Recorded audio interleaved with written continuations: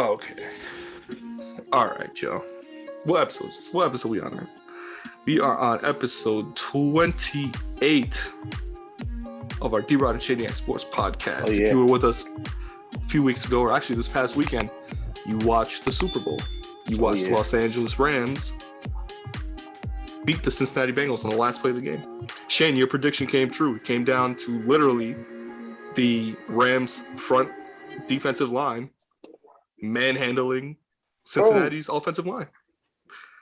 What? Okay, so before you talk about that, the only thing I would say is I should have been wrong, because the only reason why they won the game is because Joe Burrow was not 100%.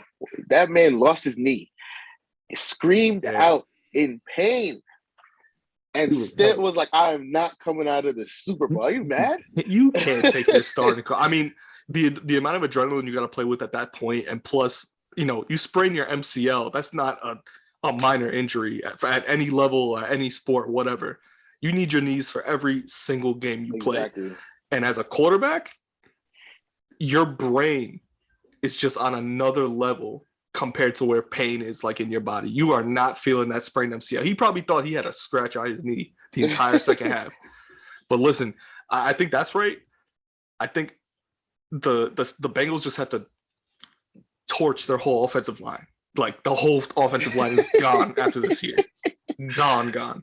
19 sacks in the entire postseason, an NFL record. Like, got sacked 7 times in the Super Bowl, 9 times against the who would they get sacked 9 times? It was the whole the Titans, and it was the whole like third quarter. There was no scoring in the third quarter. People were like, "This game's boring." I'm like, it's boring. Are you watching? The Rams are putting on a clinic on this man. The only people that can say that are people that don't know football. Realistically, yeah. I mean, it was a close game. It was tight to the very, very end. The refs woke up at the very, very end. But hey, listen, that's how the game works. It's the Super Bowl. They let them play. Rams won. They're now the second team in a row to win in their home stadium. And next year, I think it's in Vegas, I want to say. Yeah, I think so. Raiders aren't going to win the Super Bowl next year. No. we get to look at it from now. Hey. The whole AFC gets what I heard just now is that somehow, even though he retired, Tom Brady's 45-1 to win the MVP next year. So all I'm saying is, if he comes back, he might go to the Raiders.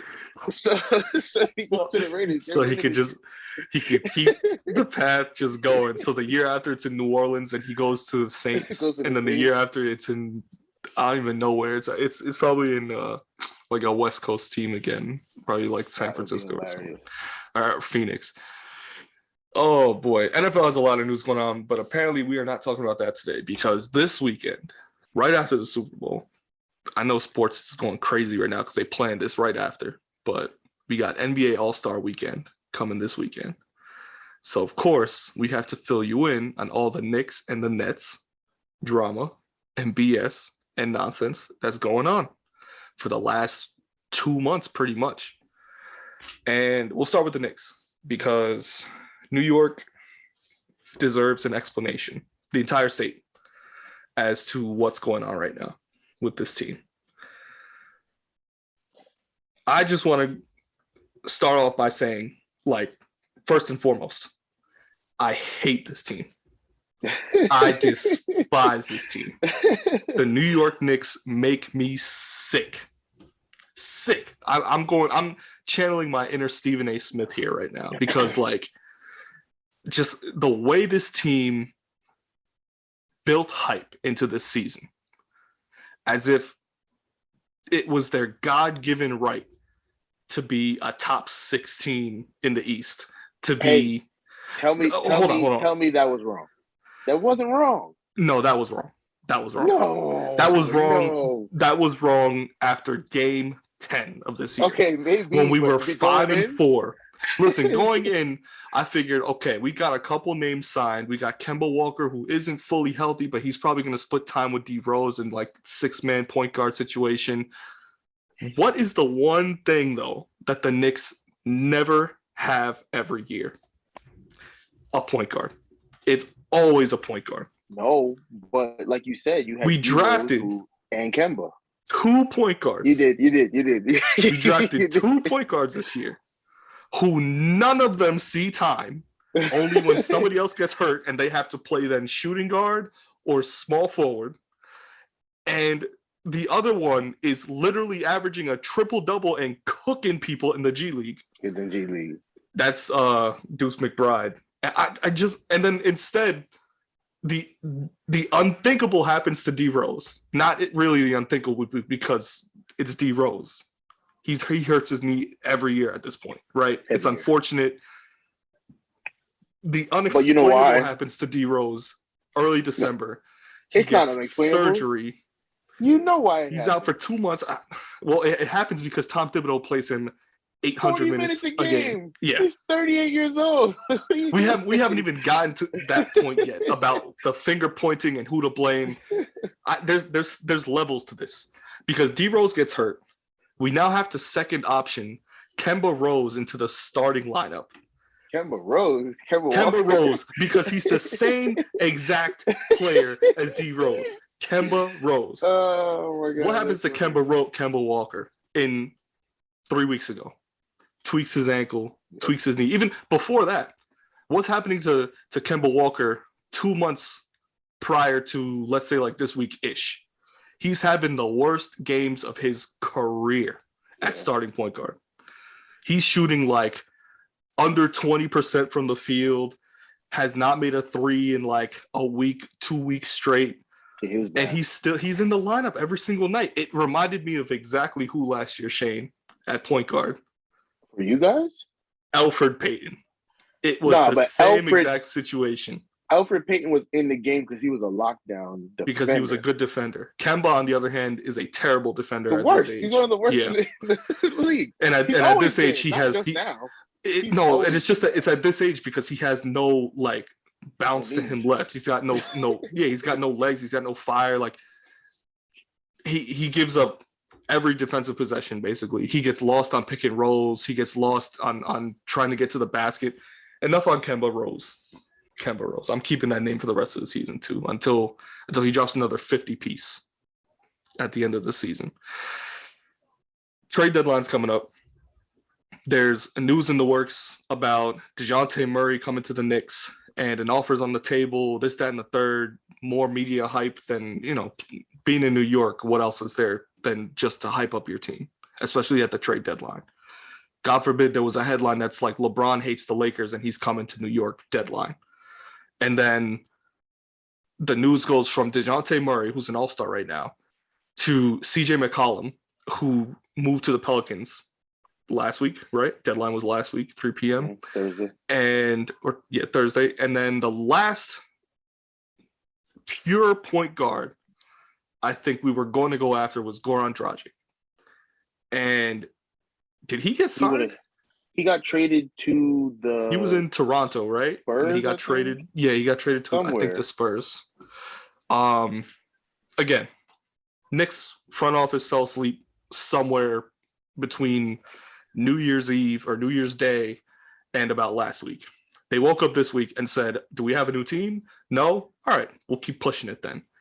Last week, Tom Thibodeau, whose name I'm going to bring up for the first time in this argument, but will continue to slam him for the rest of the argument, plays RJ Barrett against against Utah, down 23 with like a minute and a half left. RJ goes up to block a shot, comes down awkwardly, lands on his ankle sideways. He's hobbling a little bit. Tibbs keeps him in for the next possession. Timeout. RJ Barrett's on the bench. Okay, he's out of the game. Needs to rest the ankle. That makes sense. He's walking out the stadium. Okay, maybe he's leaving early. Maybe he's, just heading to the locker room. Next day, you wake up, RJ Barrett's in a walking boot. He will not be here until after the All-Star break. Now, here's where my problem lies, Shane. All of these storylines and all of this hype to start the season, where the Knicks finished off last year. You know how hungry they were coming into this year. I don't blame them. Obviously, as a Knicks fan, you got to say, my team's coming into this season much better than they were last year. I would have expected it possibly because of the moves they made, because of the depth they added, the players they moved around. We don't have Bullock. We don't have Payton. We don't have One of the other wing. We don't have Ntilikina, who's they all went to basically Dallas or I think China. Is that where Peyton is? Who knows? But Peyton's on the Suns. He's on the Suns. Yeah, I did see him on the Suns. That's right. And then you're at this point with this team who's 9 games under 500, 12th in the East. And you can't even 2-8 in their last 10. You can't even ask, oh, where did it all go wrong? It was wrong from the jump. I hate this team. Tom Thibodeau, the way he sets up this team goes, I'm playing everybody over the age of 30, minus Julius Randle and RJ Barrett, because they have to play. There are studs right now. Everybody else, if you're over 30, don't even put on your tracksuit. Don't even put on the bench, the warm-up, the bench warm-ups that you got, because you're getting in the game and you're getting at least 20 minutes. I said it before, we drafted 2 point guards. None of them see time. Obi Toppin, who may only be known right now for his flashy dunks because he only plays 8 minutes a game and comes in and dunks in those 8 minutes, is actually a really good scorer, and Tom Thibodeau refuses to play him. Emmanuel Quickley, who's a really good shooter, but is in a slump right now, does not see any time because he's 22 years old. Tom Thibodeau, the way he sets up his lineup, is clearly not. He's underestimating. He's clearly underestimating the amount of talent that he has on his roster, and what he's saying, what I believe he's saying, or what I believe he's doing, is that he's giving in to Leon Rose's power of that. The free agents I bought in are going to do the job that you expect. And you have to play them because it's going to prove exactly what that job is going to be. And that means they're going to score, they're going to provide the offense that we didn't have last year. The defense is supposed to, take a toll or whatever. Defense hasn't been our worst case yet. We haven't had a really awful defensive game. It's been straight bad offense for like 3 months now. It's the reason why we're 9 games under 500. And I still believe that Thibodeau is giving in to that philosophy, offensively at least. Thoughts? So what I'll say is you're right in everything, but one thing you said just now, and that was that Tibbs is giving into Leon Rose. I can't get behind that. Tibbs has always been the guy who plays the people that he believes gives him the best chance to win. Not Leon Rose, not the GM. Well, he was the GM in Minnesota, but he had studs, so that doesn't really count. This Knicks team, he plays the studs, and then he's going to play the people that he trusts the most. Last year he played all the old guys, and all the old guys got him to the number 4 seed. This year he said, I have to do that same thing because I can't let the rookies play yet. With him, it's always been, if you're not a world-changing rookie like Ja Morant or Derrick Rose when he first came in the league, like a top 10 pick, you play. He had RJ Barrett last year, and he was technically still a rookie after the COVID season, half season. Nah, but you got to remember that too. RJ is a number 3 pick. That's a stud. That's the difference. So he's playing the studs, and then every veteran that he knows and trusts with the ball. Exactly. And you got to remember, he only signs veterans that he personally loves. Like, he probably went to Leon Rose and was like, get me Taj Gibson. Get me Derrick Rose. Like, I tweeted out like 2 years ago. That was 2 years ago, though. There's only, but I'm saying I tweeted out, there's only 3 things that always work. And that's Tibbs and him trading for Derrick Rose. Yeah. He's on the Bulls, went to Minnesota, traded for D-Rose. Came to the Knicks, traded for D-Rose. Yeah. So it's like, Tibbs loves D-Rose so much because of the memories. So if D-Rose on his team, he's going to play 40, which makes no sense because that's how he got hurt the first time. He was playing him so much. Granted, he was the best player in the NBA at the time for that slow stretch. Yeah, I don't know if he got hurt because he was playing 40 minutes a game. I think it was just the way Rose played. He's like just one of the most explosive players in the league. But he shouldn't be playing he was playing 40 minutes a game at the time. So you only have so many jumps in your legs before. That's what I'm saying. I think it's more on Rose because Yeah, Rose was No, it's flying on like Rose, 18 feet 100%. in the air and then landing 100% on on those Rose. ACLs, those knees, those feet every single time. And yeah, that's going to take a toll on you. It's Does it hurt that 100% you got to on play the Rose. 40 minutes on that? Of course. Yeah. I But see. what I I know what will you're say saying. is Tibbs could easily say, D Rose, calm down, brother. You got MVP last year. I know you want to go down as the greatest of all time, but you cannot dunk on everybody every single time. You are one of the shorter guys in the NBA. You cannot dunk on everyone. You hurt yourself. Yet he will find a way to dunk on everybody is the funniest part. Even and like now, obviously he's changed. I think he definitely recognized he was out. He was a free agent for a while before he was in Minnesota. No, because Chicago wasn't playing him. He went to the Knicks. No, before Minnesota. Before. Yeah, he went to the Knicks. Went to Minnesota. And then Minnesota was. He got traded. He got traded with Joakim Noah. Joakim Noah and him got traded to the Knicks. In that offseason. And then he went to then he got traded to Minnesota because Tibbs was like, give me D Rose. If y'all not gonna use him, I'll use him. Man, yes. I like at that point he had to have realized, I have to be a completely different player. Yeah. And he understood his role. He dropped like 60 in Minnesota that one time. Yep. And he knew once he realized, okay, this is my new role, like, yeah, I'm gonna be probably like a six man off the bench, but I might be one of the best six men. Like I could be putting up Jamal Crawford every single year numbers. And he was doing that for a while. He comes to the Knicks, this second time with Tibbs, and he was that guy because, they had Peyton starting. They needed the defensive pressure early on. He comes in and he took over in the playoffs for us for a while when Randall was just going cold. This year, you have to at least know, teams are figuring him out. And we essentially didn't come into the season with a point guard aside from Kemba starting and splitting. Starting point guard. You guys had two former elite point guards and two drafted point guards. When I say we don't have a point guard, it's because we've been missing a point guard for the latter half of 10 years. Last great point guard for the Knicks, which is not saying anything, was like Raymond Felton. And then Jeremy Lin. For like 2 days. And Jeremy Lin should have lasted, but Carmelo was being annoying and was like, oh, no, I got to be the number one. You are the number one. You were hurt. That's the only reason why he got signed. Jeremy Lin had his shine. I'm eternally grateful to Jeremy Lin for the electricity he brought for New York, but I don't think he would have lasted in New York specifically. He didn't last anywhere else he played was the other issue. The reason why he didn't last in New York is because of Carmelo. But he didn't last anywhere else either. Like it wouldn't have played out anyway. I think if he made up his mind, because remember, he went to the Nets and he was nasty on the Nets for almost that whole year. And then that was one of the first years in Brooklyn, I think, right, too? No, it was. I think it was like 2017. So the only reason he got traded was because the Nets, the season the Nets was having was trash. So that's why he got traded. He was nasty on the Nets. So what I will say is, y'all have point guards, but I don't think Tibbs wants anybody but D Rose on his team.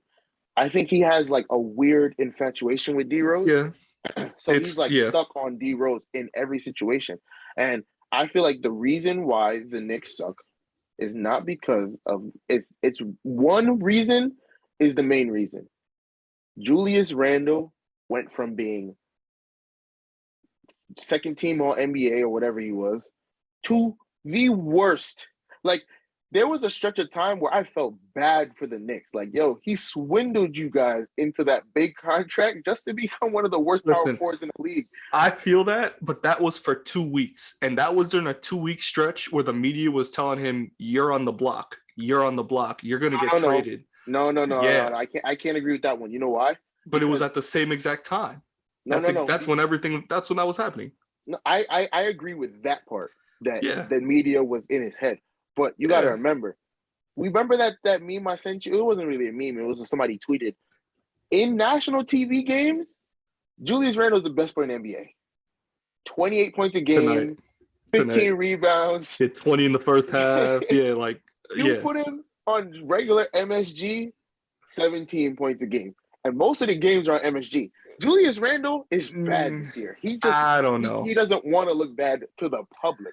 So that's why he comes crazy. Here's where I'm going to leave this, because I don't think Julius Randle is not the problem this year. He's not the problem. He's not the problem anymore. He was No. He never was the problem this year. I can get behind Julius Randle, at that stretch of time of 2 weeks, was inherently frustrated with the entire team, and rightfully so. Something about Julius Randle does not sit right when he has to play with the same vets and the same people who are dropping 2 points in 30 minutes for the entire stretch of the game. No, it's clear and obvious. It happened like 2 games ago, because it was Burks who gave up like a late layup that gave, who was it they played like a couple, I remember seeing this, and I remember looking at his reaction on live TV, and I just had to, it was against the Trailblazers. Alex Burks let Anthony Simons, I think, walk right past him and get an easy lay-in on another game that they blew like a 20-point lead, like a 30-point lead. You see Julius Randle looks at Burks, and Burks taps the ball to him to inbound it from Randle to Burks, and Randle looks back at him and smacks the ball right back to him. How on earth do you expect a guy like Alec Burks to be starting on this team when you have miles of rookies behind him and better scorers, especially at the time, and especially now, than Burks is doing right now, and continue to play him in the fourth quarter with guys like Randle who are dropping you 20 and 30 points in 40 minutes? You can't expect Randle to be happy with guys like, or you can't expect him to be happy with a team like this. He's definitely frustrated at Tibbs. He's definitely frustrated with the front office. He probably expected something to happen at the deadline, because that's just the way the team was supposed to be set up. It was supposed to be set up around him and RJ and a couple role rookies who might have moved, but all these vets, like it was star-studded, and all the headlines was these guys are going to be moved at the deadline. No moves happened. Randall's looking upset because he's frustrated with the team, and he's probably frustrated with Tibbs.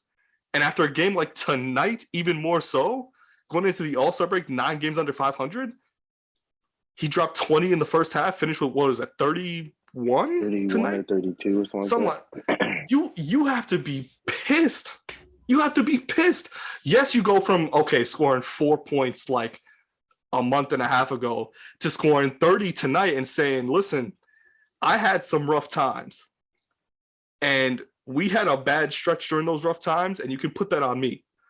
But if I completely do a 180 and I'm dropping 30 now, and I'm not seeing the same production from these guys, why are they playing 30 minutes a game? It's Tibbs' philosophy. It's Tibbs' philosophy. It's his philosophy, because you got to remember, he sees them in practice on twice a week? Oh, every day. It's the mentality. It's the mentality. If they're not good decision makers, they're not good decision makers. Like, you have to teach them that. So there's a reason. I mean, are you going to teach Alex Burks that? He shouldn't be starting. Is the problem? He should be starting. Alec Burks, because should not be starting. Kemba and D-Rose are out. Hugh Grimes should be starting. Emmanuel quickly could be starting. Anybody else could be starting over Alec Burks, because Alec Burks is averaging like a half a point in like the last 3 weeks. So what you're doing is, what have you done for me lately? No, not at all. Because that's what you're doing. Alec Burks is meant to be a 6th man. He's not meant to be a starter. Yes, but you got to remember, the 6th man usually comes into start when you're missing your 2 guards. Like, you're missing your top 2 points. We have 3 other guards. Alex Burks plays point, shooting guard, and he can play small forward if you needed to, because he's a decent shooter and he's a decent wingman. He was doing that behind Bullock last year, because Bullock was getting minutes over Barrett sometimes at small forward. Barrett was playing the 2 sometimes. I think I'm going to chalk it up to Tibbs' mentality. And Tibbs' mentality is what's causing us to lose right now. It's the reason why we're 2-8. It's the reason why we're not in the play-in right now. It's because he keeps playing these guys that just don't deserve to play. Kemba doesn't deserve to play. Burks doesn't deserve. That's where my mindset is. I want to agree with you. I want to, but you got to remember, Tibbs' mentality got y'all the 4th seed last year.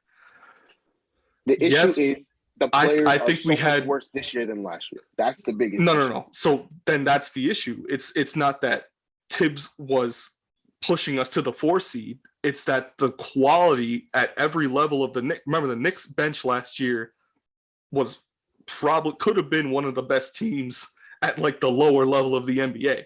Themselves as a team probably could have been starters on teams like Orlando or teams like Sacramento. And it just like it doesn't make sense that this year, we lost. We gave up a lot of that to get veteran so-called stars, right? Few former stars at that. But at the same time, you have to understand that the bench is not going to produce as much, but you've got to get them that experience still. Those vets they're gonna fade at some point. It happens every year with everybody. You look at the Lakers right now. The Lakers signed a ton of vets, and half of them right now are doing less than decent. What's the score right now? They're down by 7. Oh, I'm just not paying attention to that game right now. But at some point, you've got to say, okay, we got to bring in somebody from our depth that we have, since we didn't trade for anybody, that has to come up and come up big time. RJ was that guy last year, early on, because we didn't know if RJ was going to improve, if he was at that level yet. He was awful the COVID year. And we didn't know if we got fleeced with that number 3 pick or if we just didn't see any potential, or, we were seeing the beginning of some potential. He turned it around for us. And again, Knicks fans eternally grateful for that.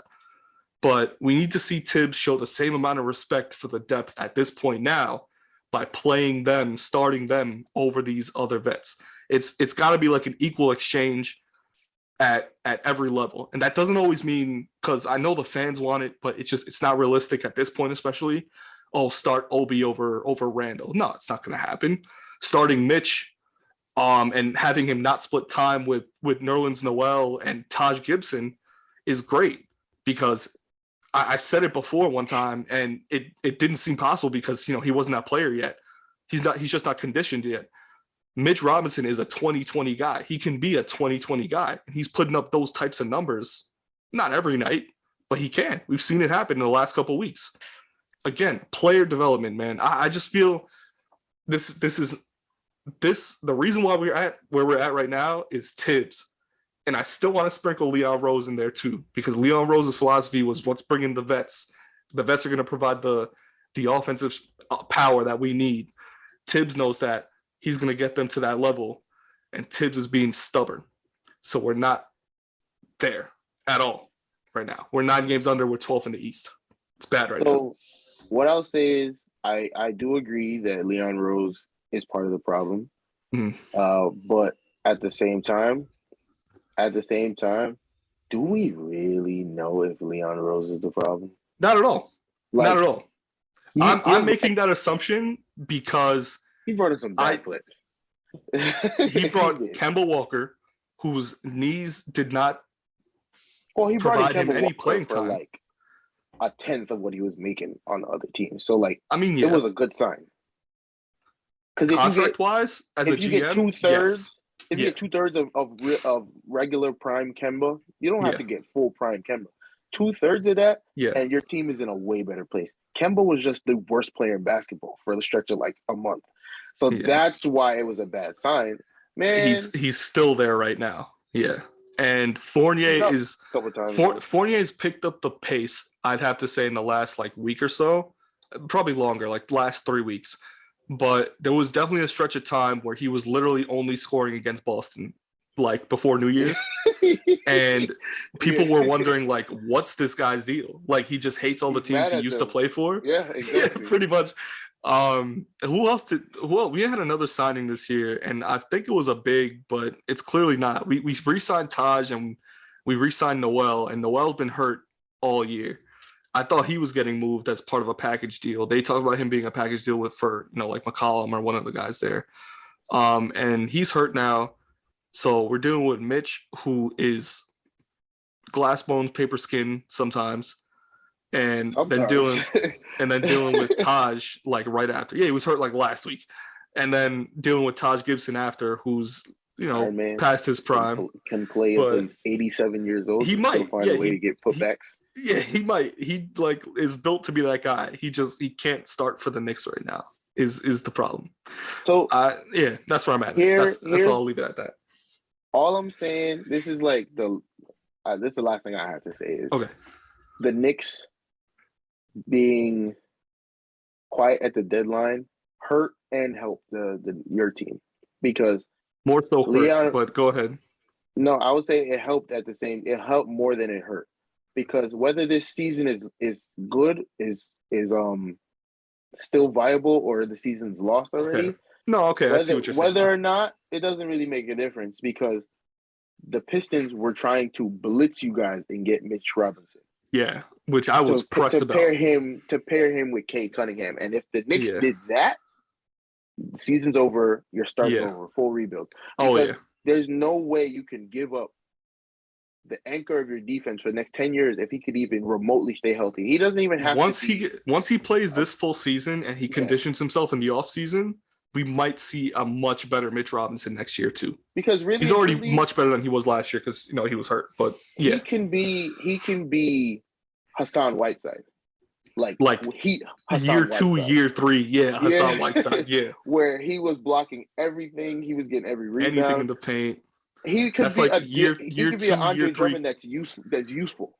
Yeah, because less offensive sometimes, but defensively all there. He could be the same thing because remember, Andre Drummond, the only reason he was getting buckets is because he was on the Cavs and he was on the Pistons. He was on all the only guy. Teams.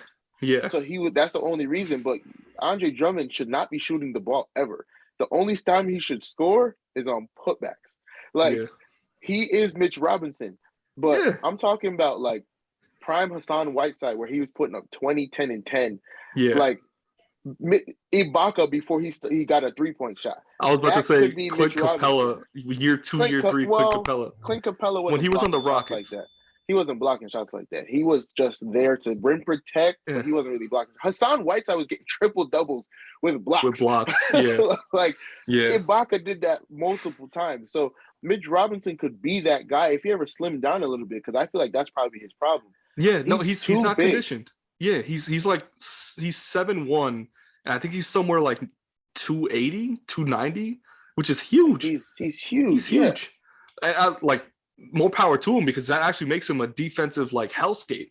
You see any center that has to play against him, like AD played against him. What was that, last week, 2 weeks ago? He was exhausted. That was another overtime game that they gave up and they lost. They were smoking the Lakers. Oh God, there's too many of these now to count. But AD was gassed after that. You saw AD's face. AD was on his this, bent forward on the bench. He could barely pick up his torso to breathe. He's a brick wall. A monster. Yeah, he's a monster. Again, look, you're making the right points there. Because if they traded him, everything's over. Listen, start over. Get rid of RJ, get rid of Randall, get rid of everybody. Oh God.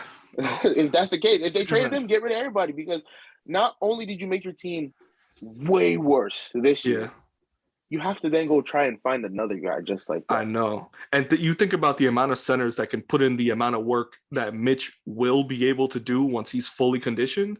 You're not finding that anywhere. Unless you're paying a guy like 5 years, 280 mil, just to say, oh, okay, yeah, you're our new center. And it ends up being a Hawks Clint Capella deal. You're getting a guy who's way past what he needs to be and is not adjusted to the game. I see what you're saying. There's light in what you're saying. It is only the halfway point. And in theory, based off what we saw last year, the Knicks are technically a second half team. Second half meaning second half of the season, because in the second half of games. Let me not say they were horrible. No, last year they were 500. First half, yeah. They went 500 in the first half. They weren't, Yeah, it definitely wasn't a team that I said, wow, this team's going to make the playoffs and be good in the playoffs. But I knew that once they made the playoffs, I was like, okay. And with the little play-in thing, I said maybe they'll make the play-in, get out the first round of the play-in, and make the thing. But they got the 4 seed over the Hawks, who they smoked in the regular season.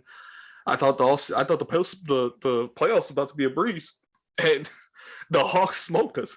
But you got to know, the playoffs is meant for stars. It's not meant for just a random person. It wasn't even the role players. No, you need stars. It wasn't the Hawks who beat us. It was literally Trae Young. Trae Young smoked us because he's a star. He literally down the lane, down the lane. Pump fake, get fouled, layup, miss, 2 free throws. He had 30 points a game off of 20 free throws and 6 made shots. He was really out here doing foolishness. Yeah. And it worked. So you got to understand, like, that's why the Nets lost to the Bucks, because you had Harden with one leg trying to come back, but he was trying to be point guard on one leg. So everything was slow.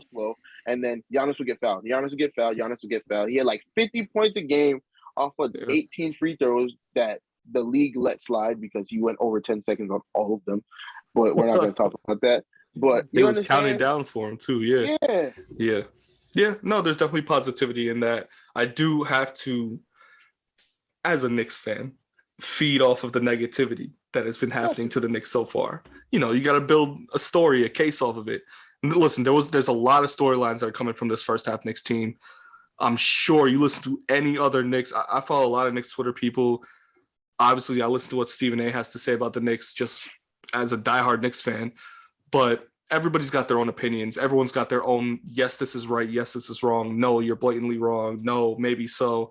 You never know what's happening with this team because they're so in the media. You know, New York media spreads like wildfire. You have one small story happen in New York, any sport, and it's going to be across the world in a matter of seconds. So realistically, yeah, you take everything that the Knicks, what's going on with the Knicks, you take everything with a grain of salt because you don't know if that'll even be relevant the day even after. Julius Randle, because he won most improved player by being amazing in the second half last year. Yeah. So we can act like, oh yeah, he's gonna be he won that because he was great in the second half. Yeah. So he could come back now. We saw as soon as he got, put up on the trading block for everybody was like, trade him. He started putting 30 a game. Yep. The reporter that asked him that got absolutely flamed by him. He said, show me your source. Who said that? Every reporter turned their mic and their camera to him. And they said, we're waiting because we want to know too. Nobody else heard this but you. Randall asked him again, who's your source? Who said that?